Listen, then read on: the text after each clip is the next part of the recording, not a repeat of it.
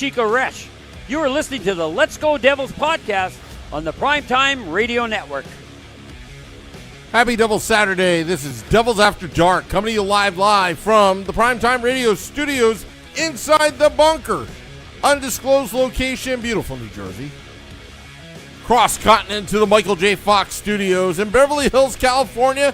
It's Scotty of SiriusXM Liquid Metal. Streaming live on Facebook Live, YouTube Live, X Live, Twitch, and now on Instagram Live on the Let's Go Devils Network. As the Devils surprisingly beat the St. Louis Blues 3-1 today on the road. Lots to talk about. It was very comical in the end there, though, Scotty. Yeah. A plethora of goals scored by the New Jersey Devils. Three! Offensive juggernaut. It's a lot better than one, right? It's a lot better than one per game. So we'll take it here on this Saturday afternoon, which, at the end became a lot closer than it probably should have. But whatever. Hello, everyone on YouTube and Facebook and Instagram and X. Watching some Devils hockey on a Saturday afternoon, early evening on the East Coast. And the Devils snapped that losing streak. They don't get to a 6-pack of L's. They throw a W in there and save everyone a little bit of sanity. Right, Sam Woo? Just for one game. Just for one game. Hey, but listen, we can't ask for too much here, all right? Well, one game at a time. Yeah. One game at a time, okay? Yeah. Before we lose the next 4 in front of a national TV audience that wants to see Jack Hughes. Yes. Nothing about the Devils is just want to talk to Jack Hughes. Yeah. But either way, the team will be on national TV. So, maybe we'll... I don't know. But either way, today was the battle of 15th place. Yes, sitting in 15th in the East, your New Jersey Devils, and 15th in the West, it is the St. Louis Blues, who are having an even more down year than the Devils are, which is, kind of shocking when you look at it and the way their team is constructed and everything like that. I don't think anyone really, truly expected St. Louis to be this bad, because if you look at it, I know I'm joking and I'm saying the battle of 15th place, but the Devils, if they were in the West, I think they would be like 9th in the conference or something like that. It's a pretty substantial jump over there from West versus East. But either way, the battle of 15th place commenced from St. Louis, right by the old arch in the center of America. And welcome back, Luke Hughes, into the lineup. See you later, Jonathan Kovacevic, healthy scratch. And Jacob Markstrom back in net for the New Jersey Devils. First period, we didn't have too much stuff going on. And by the way, hello to Selecta and Beachmaster and Ted and Roman. That's right, Roman. One game heater, baby. There we go. Wimpy, what's up? Execution Stanley Cup. Here we come. Chris said, we'll talk about that wonderful moment there at the end of the game. Serve, what's going on, buddy? Pete. All right. So, yes, first period, we didn't really have too much going on there. But for the Devils, that's a good thing. Because usually they are typically not playing so well and on the borderline of giving away the game very early on. But that did not. Oh, boy. What's going on here? My NHL app is trying to play me highlights. I don't want highlights. I just want the rundown over here. But nothing too much going on there in the first period with both teams kind of feeling each other out. Okay. But again, the Devils didn't give the game away either. I will say one thing that was very impressive today was the penalty kill. It did it basically helped them win the game.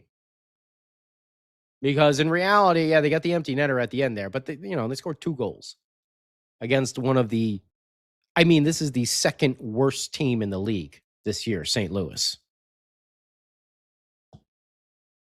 It's only Vancouver below them. I think it's Vancouver, St. Louis, or maybe it's the Rangers. Are the Rangers that far? I'd have to look. But yeah, I think St. Louis is the second worst team in the league. That's but correct. Either way, that's correct, Scott. Thank you, Sam Woo. Fact checking me. First period, they didn't give the game away, so I'm going to take that as a win in the first period. They did have some chances. I believe they outshot the. Oh no! It evened up by the end. It was the second period that they had the dominance in their shots. But the Devils did start out early with some rapid fire chances and opportunities. And it ended up 11-12 shot wise in favor of the Blues in the first period. But the first half of that period, they did play good. Nice to see Luke back out there on the ice. But yeah, we move into the second. And the man who is going to start heating up, because looking at the calendar, it's just about to turn to March. It's Timo time, my friend. Give me fuel, give me fire, give me goals to Timo Meier. Ooh, yeah. He gets his 16th of the year, coming from the defensive combo for the Devils, Brett Pesce and Luke Hughes. Luke gets his 22nd assist, Brett Pesce his 6th at 5:37 of the second period to put the Devils up 1-0. And this was kind of a little wacky play in neutral ice where both teams were on a change and the Blues ended up getting caught. The puck kind of ping-ponged. Was it between Luke and Brett, or was it Brett and Timo? I think it might have been Luke and Timo at that point, right in neutral ice, and a little ping pong action there with the puck. But Timo breaks up the wing and gets the feed from Brett Pesce, and he just moves right in and he shoots one of those shots we used to see quite often from this team. And you would see them bury them, but it's, obviously it's dried up here in this season. But that far side shot, that sniper shot, that elite scorer shot, Timo, and the thing was too, Timo waited. He delayed just enough for the Blues defenseman to kind of get in the way of Binnington's vision. And then he let it rip. He delayed just that extra second. And now you get a partial screen, shoot it far side. So the goaltender has a hard time picking it up and puts it in the back of the net. So good one there for Timo Meier. And what do you know? The first time in, 8, 9, 10 games or something like that, the Devils score first. You knew something was up today. Typically, they don't do that. But either way, Devils score first. So good positive signs over there. Then the Devils get a power play. And wouldn't you know it, they get a power play goal by Dougie Hamilton. Look at Dougie still cracking him home over there. And say what you want about Dougie. I've said it, everyone said it, that, feel he needed to be traded. He wasn't living up to that contract at this point. But since Dougie got healthy scratched, he has played exceptionally well.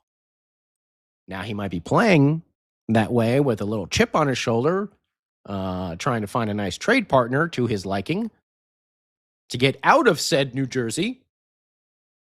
But said it the other day, if there is one player on this team that is truly embraced being in New Jersey, it's been Dougie Hamilton.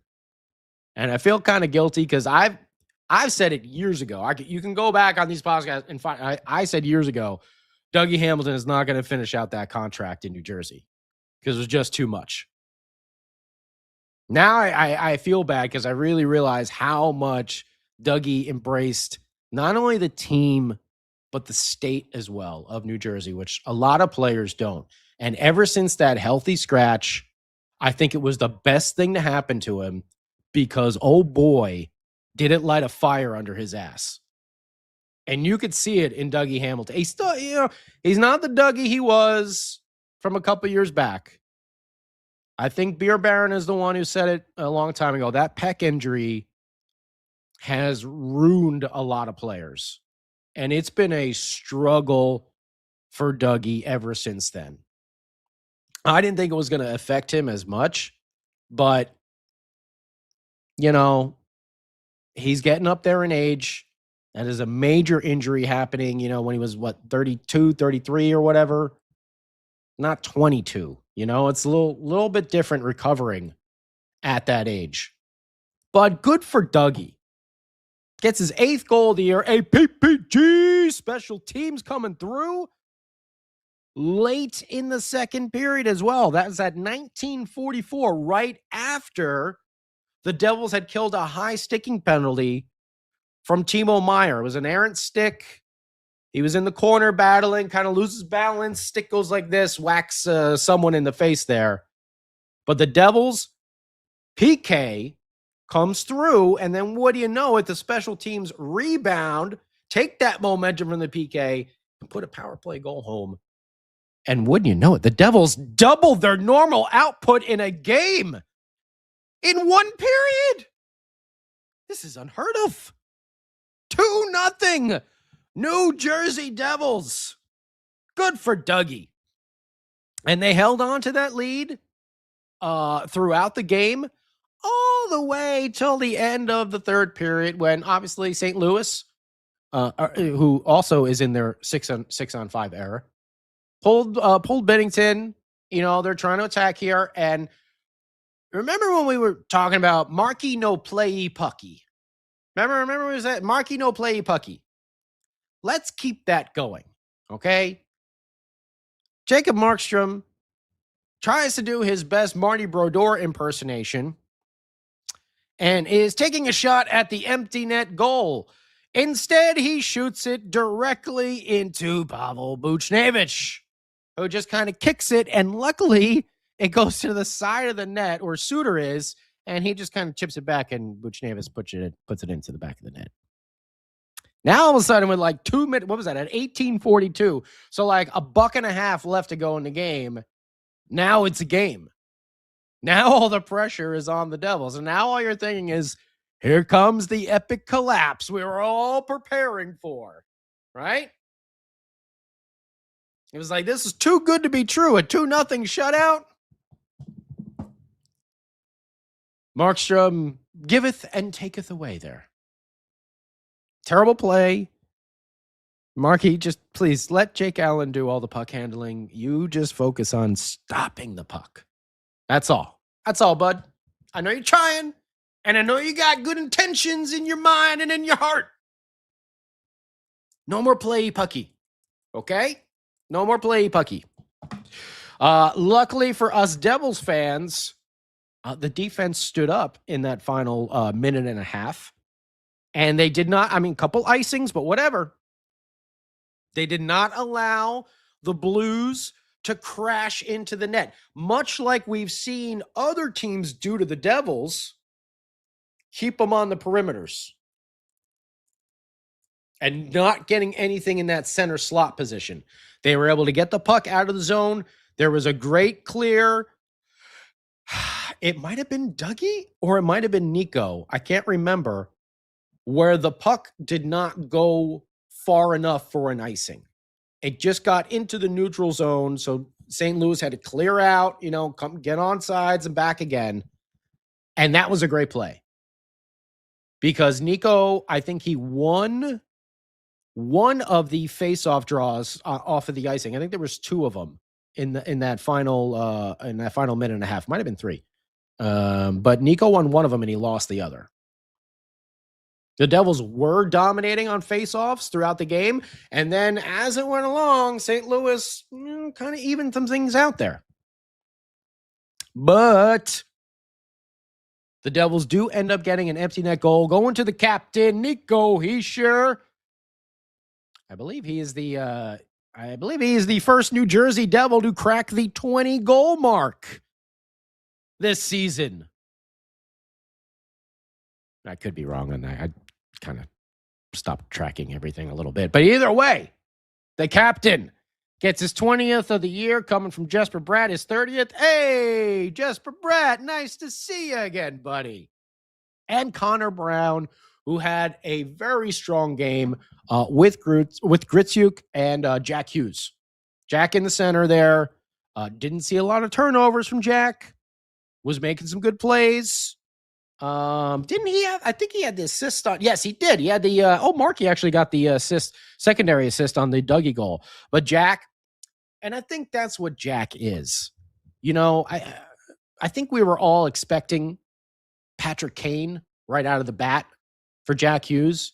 But Jack is more of a playmaker than he is a goal scorer. We need to get some snipers and some guys that can put the puck in the net for Jack Hughes because he can back a team off. He's good with those zone entries. He's got to work on the friggin' turnovers, though. We all know that. He coughs the puck up way too much. But he can back the defense off and create space. And I think with Connor Brown and Gritzuk, they might have kind of just stumbled on a combination that I don't think many were thinking of, but might actually, be complementary to each other. So if we can continue with that, would love to see it. Because Connor Brown is really good 5-on-5. But the Devils team in general, I saw some advanced statistics for them. Their 5-on-5 expected goals is like negative 30 something. And then you look at their goal differential, it's like negative 36 or something. It's like, oh, wow. If they had some better 5-on-5 play, maybe they'd be doing a little bit better. But maybe, hopefully, perhaps Sheldon Keefe, in probably some of his final days as a New Jersey Devils coach, maybe finally unlocked some sort of, video game achievement there with finding that line combination.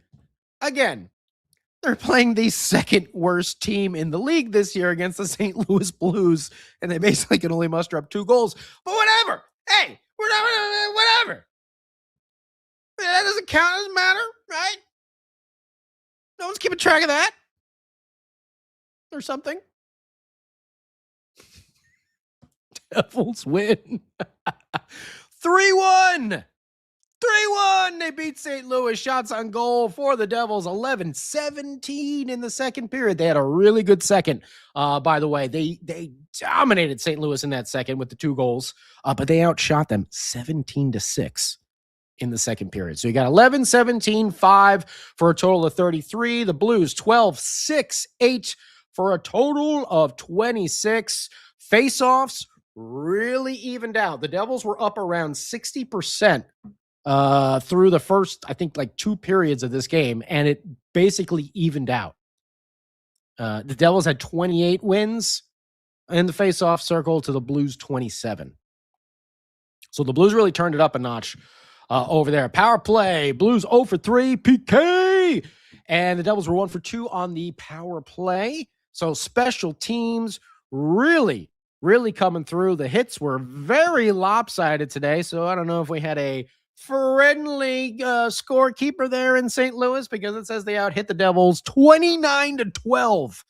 Maybe a little skewed on that one, but whatever. Devils still with their quintessential almost 20 giveaways, 19 giveaways in this game. But they still found a way to win. In the battle of 15th place from the center of America, St. Louis, Missouri. Devils win 3-1. Snap the losing streak. It's a 1-game heater. Let's see what you think about it. Dub, serve, Michael, hey, I see you. Selecta. Let's bring the man with the slickest hair east of the Mississippi. That would be Sam by God Woo in here to get his reaction on this game. If he's there he is. Okay. There's Mr. Slick Hair Sam. That was my reaction. Nothing.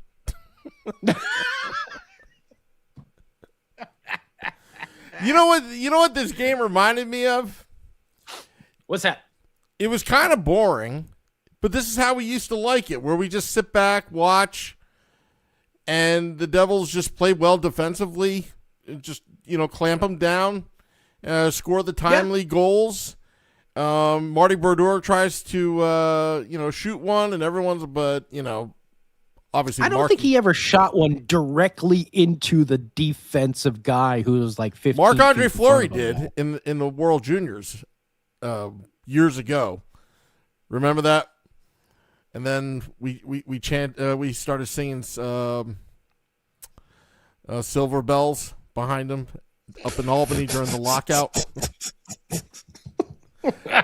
He was having a great time. I think he gave us the finger that game when it was the River Rats and the Baby Pens. The old Albany River Rats, yeah. I don't think Wimpy made it to that game. He had too many Long Island iced teas, and he didn't make it to the game. So okay, but it was just like one of those not saying that the Devils had full control of the game, but it was just,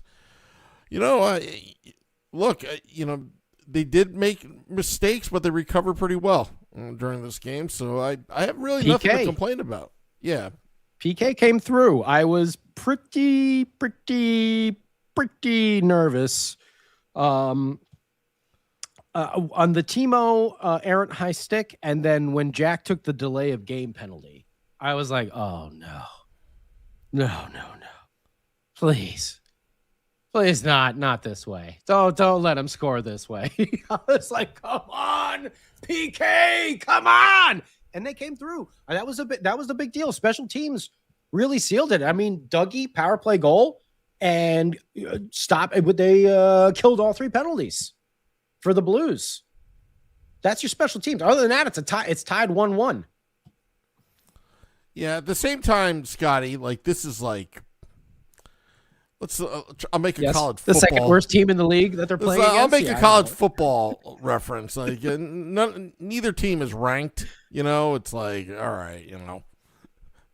It was just an official game, but that's about it. I'm not going to put too much stock in it. But if they gain a little confidence, the toilet bowl game, it's Dubs.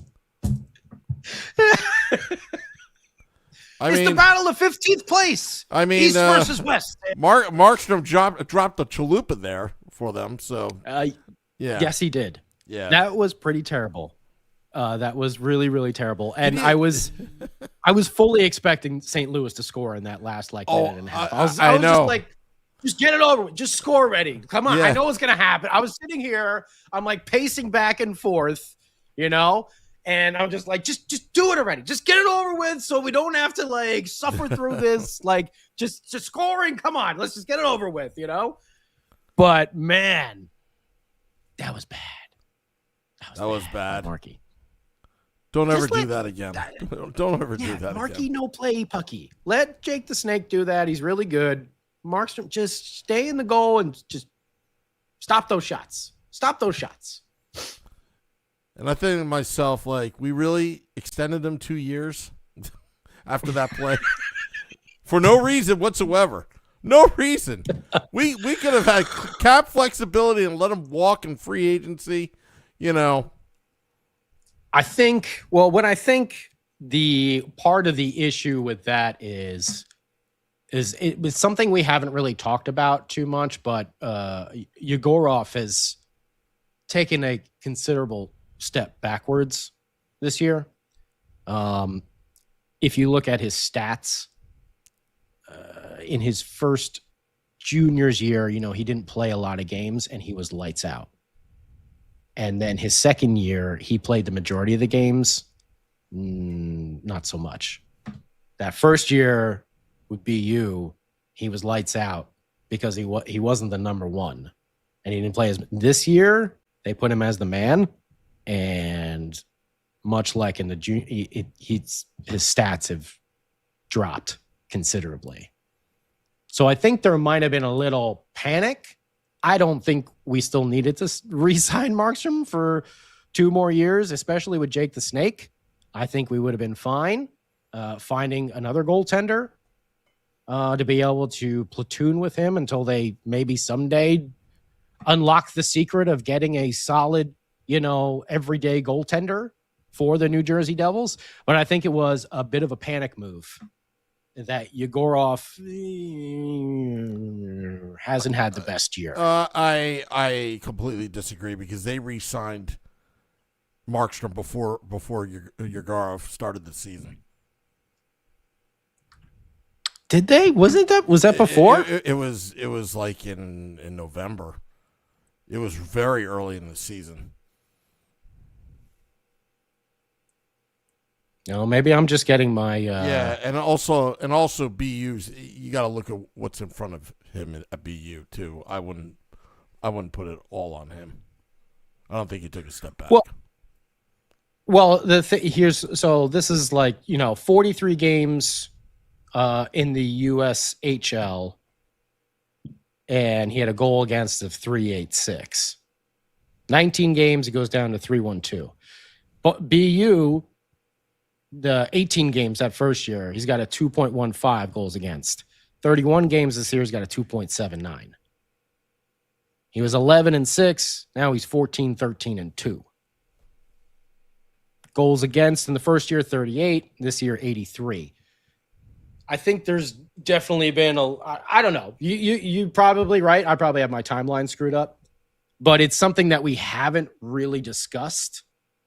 Is that there has been a dramatic shift, now that Yegorov is the man over there and playing the majority of the games. He signed on October 31st. That extension. Okay. Yeah. All right. So you're probably right, Sam Woo. No, I think Fitzy. I believe he got the panic part right, but not for those reasons. I think Fitzy panicked. I think Fitzy panicked because Markstrom's like, I don't want to be here, and have a 2-year deal, no movement clause as well. We'll throw that in there, and you're allowed to shoot the puck. Yeah. I think that was part of one of the clauses in there. Yeah. He's allowed to play the puck. He's allowed to wander. All right, okay. Dub says he was playing for the Lancers and was facing 40-plus shots. Okay, fair enough. I got a random thing to address. So I put it out there on X, on my personal account, that the Hockey Hall of Fame should be moved to the United States instead of being in Toronto, because they put it, they put something up there that Jack's goal and Megan Keller's goal, the pucks are actually in Toronto, the Hockey Hall of Fame. Right. And I put something out there, and there's, obviously, which for anyone who doesn't know, it's a Hockey Hall of Fame. It's not an NHL Hall of Fame. Yeah. It's a Hockey Hall of Fame. And here's my problem where it's at, okay? Because everyone's like, oh, no, you don't know what you're talking about, blah, blah, blah, blah, blah.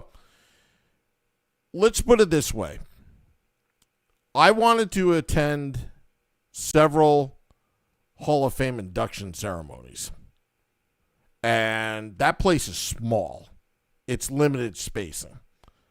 It doesn't do these Hockey Hall of Famers any justice when the ceremony is so condensed. Like, you can't fit many people there. And couldn't see Marty Brodeur. Couldn't see Scott Stevens. I was up there when Scott Stevens got inducted. And what really hurt is I wanted to see my friend Bill Clement get inducted. He wasn't able to get me a ticket. So my suggestion is, well, why don't you find a bigger... I get the history of it and all that kind of stuff, but it does the game a disservice when regular fans can't watch their hockey heroes get inducted. And then I got thinking, I was like, well, your country hasn't even won the Stanley Cup in over 3 decades. And that got me thinking, you know what? Might as well bring it to New York. Have it in New York near the NHL offices. Find a nice place and and do it some justice and bring the Hockey Hall of Fame to New York. That's all I have to say. Okay. Or have a U.S. version. U.S. version. I don't know. But there is a United States Hockey Hall of Fame. But what I'm saying is, it's like you have a venue that sucks. You look at like baseball or basketball or football when they do the induction. What's that? They're all kind of small though. Yeah, but they have you can have a huge crowd. You can have a huge crowd. You know what I mean? It's like I can't even get a ticket. Even why don't they hold it like in the arena? Because they're stupid. I mean, that would make most sense. Yeah, it's like most of the Hall of Fames are small. You know, they're not like these huge things. I mean, the baseball one has that big open field there. Yeah, so they can have the speeches and everything like that. Of course, Cooperstown is great.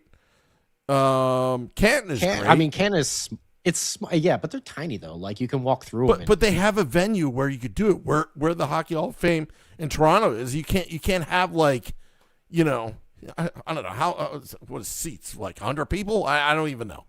It's maybe 200 people at most. It's ridiculous. It should have. I mean, just do it at the arena. Like that. I mean, that makes the most sense. Just do it at the arena. Like, yeah. That way you can have more people in there. So I think they should move it. I think they should move it. Wait, okay. I want to move it to New York. It'd be easier drive for me. Okay, fair enough. Sam wants an easier drive. I'm down with that. Or maybe instead of maybe they move it to like Detroit. Give Detroit something. Detroit's right on the border. I mean, it's literally on the border of U.S. and Canada. So that's like saying or Buffalo. Yeah, don't maybe put it in Buffalo. No, don't put it in Buffalo. All we need is the freaking cup to go down the Niagara Falls. Boston, maybe also. Nah, they're too obnoxious. You can do that. Boston. I say New York. I say New York. Okay. You want to promote the game? Put it in New York. That's just me. But not to change the subject, because I'm getting some crap from. I even got that guy from Barstool, Frank the Tank, even commenting on that post. It's like, whatever. I'm not saying it's not a nice facility. It's just when you do a Hall of Fame induction ceremony, I can't get in. Well, there might be a reason for that, Sam Woo. They may not be letting you in. There might be a difference there. I think you're on the on that list. There's a flyer up. Blacklist? Yeah, there's like a flyer up. It says, "Don't let this man through." No enter list. I'll donate my cookie costume if I can find it to the Hockey Hall of Fame. Montreal Montreal. Yeah, I mean there's a lot of different cities I think you could put it in with some great history. Chicago as well would be a good one. I would say maybe any of the original 6 cities. So New York, Boston, Montreal, Toronto, Detroit, Chicago. Yeah, whatever you do, don't put it in Philadelphia. Do not put it in Philadelphia. No. I'd say, now that I'm thinking about it, one of the original 6 cities is where it should be. That's what I'm going with. I've never been to the Hall of Fame in Toronto, though. I would love to check it out, though, someday. I know it's not like massive and everything like that, but still would love to check it out someday. So we shall see. They got some nice artifacts. It's actually pretty cool. It's really cool. Oh, I'm sure. And I think it's cool, too, because like we were saying, it's a hockey Hall of Fame as opposed to like just an NHL Hall of Fame or like, MLB, Hall of Fame or wait, isn't MLB? It's baseball Hall of Fame, right? Yep. They do outside Major League Baseball stuff. NFL is just NFL though. But anywho, the Devils won. Who would have thunk it? They are now at 60 points on the season, Sam Woo. Only 11 out of a playoff spot. With 20-some to go. I'll tell you, if you run the table on this homestand, 7 games, 4 of them on national television, anything can happen. Anything can happen if you run the table. All right. We will see. They have a picture of Sam Woo with the micro helmet on saying, don't let this guy in. And they have like the alias of when Sam dressed up as Marty Brodeur as well. He may also look like this and like this and like this. He may have a cookie costume on. He may have a full Brodeur costume on. He may have a helmet with a light on his head. He could look like faces. A football. You can look like a football player as well. He may have a football helmet on. Don't confuse him. Don't confuse him. He's not in the NFL. Oh, hell's bells. Love all you guys on YouTube. You guys make this show so much fun. Thank you so much for chiming in all the time, talking some smack, having some fun, being sarcastic, telling some jokes. Like we always say, we're just some friends hanging out at a bar after a Devils game. Whether they win or lose, you know, we can get a little emotional. We're fans, but that's what it's like when you're fans and you're talking with your friends. Yeah. And we could we didn't have to post the old Yeller, photo. Yeah, we didn't have the old Yeller today. That's great. That's a step in the right direction, everybody. We're shooting to the top. Look out, Carolina. Here we come. I mean, you never know with this team, Scotty. Like, just when they start to sure. really... I'm pretty sure I know. No, once they start disappointing you, then they start winning, and then you get into it again, and then they just screw you again. It's like what Beer Baron would say. It's like getting back with your ex, and then everything's great, and then there's a reason why you were exes in the first place. Why you were like, oh, yeah. Yeah. That's why I left in the first place. Damn it. You cheated on me. I thought you changed, And it's like Godfather 3. Just when I think I'm out, they pull me back in. Yeah. But yeah, no, I think this team's fate for this season is kind of sealed. But you never know. There may be a miracle run. If there in fact is, we'll be talking about it here at the Let's Go Devils Podcast Network. Whether it be a Morning Woo, whether it be a Devils After Dark, whether it be a Game Day Live, whether it be a State of the Fan address with our man Nick Villano from Pucks and Pitchforks, or whether it's our big Sunday show, or Hockey on Tap with our boy Billy Dean. Billy Dean is at my door with that Rangers jersey. I can't stand him no more. I don't know. I just kind of made that up. That was pretty good. That was pretty good. Yeah. Did you tell I just made that up? That was pretty good. Well, thank you, everybody, for chiming in on YouTube, Facebook, Instagram, and X. We'll wrap this one up right now. It's Saturday night. Go enjoy yourself. Celebrate a Devils victory. We haven't seen too many of them lately, but hell's bells. They went and snapped that 5-game losing streak. And, put a good feeling on things. Special teams come through. 3 penalty kills, 1 power play goal. That was the difference in this game tonight. I'll be watching Saturday Night Live. I haven't watched that show since Chris Farley was on it. All right. Yeah. Well, there you go. Yeah. Jack Hughes, according to Serve, Jack Hughes is on a private jet back to New York. We need that private jet. What does Jack need a private jet for? Anyway. Probably nothing, yeah. Yeah. All righty. Well, thank you to everybody. Wasn't expecting a victory tonight, but I was expecting it to be the goal. It would be a 2-2 tie. I was expecting misery. And Bennington gets his revenge on Jack Hughes, that kind of thing. But Devils win. I knew Jack wasn't getting a goal tonight. There was no way Bennington was going to let one get by from Jack tonight. I knew that. Of course not. Of course not. That's what I was saying. Jack set you know what? But he still did because he was the one who set up Dougie on that goal. Backed him off, passed back, big blast into the back of the net. Yep. Game winner. All right. Well, Morning Woo tomorrow and the Sunday edition of the Let's Go Devils podcast as well, 9 p.m. Eastern. Till next time.